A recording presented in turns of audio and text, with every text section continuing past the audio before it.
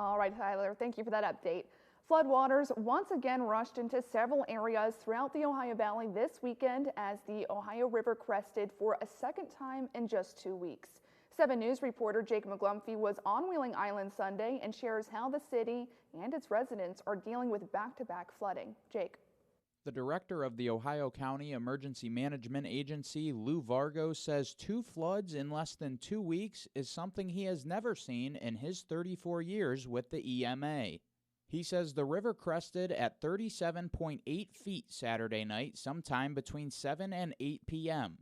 Vargo says the river has begun to recede, but with not much time between 2 significant floods, there is one main concern that he has. The one thing we just don't know is how much mud is because the river didn't get a chance to clear like we've had in the past. So the river was very muddy, and now with additional flooding on top of that, and that more additional mud. So just going to see how much really debris is going to be left on the streets and throughout the basements.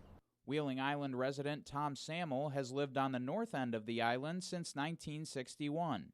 He says flooding like this wasn't uncommon when he first moved there, but now it is quite a surprise. Samuel says he still has some cleaning up to do, but not as much as he did last week. This second round, I was fortunate, just had some dampness coming up through the bricks on the floor. Actually no water, whereas the last flood had about 3.5, 4 feet of water. Another Wheeling Island citizen, Lonnie Weinman, owns a house on the south end of the island that he rents out.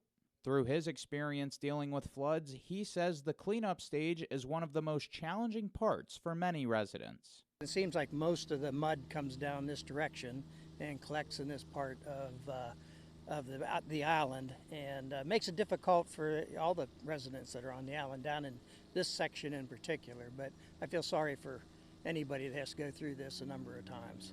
Both Weinman and Samuel credited the work being done by the city to help everyone in need of assistance throughout the cleanup process. Samuel says living in an area where everyone is willing to help is something that he will always appreciate. It's one of the great things about living in this area is the fact that everybody is caring and supportive and will just go out of their way to help people in times of need. Beginning on Monday at 9 a.m., the House of the Carpenter will once again have their distribution center set up for anyone in need of cleaning supplies. Reporting in Wheeling, I'm Jake McGlumphy, working for you.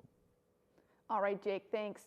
The Ohio County EMA reminds everyone in need of assistance to call their non-emergency line at 304-234-3711.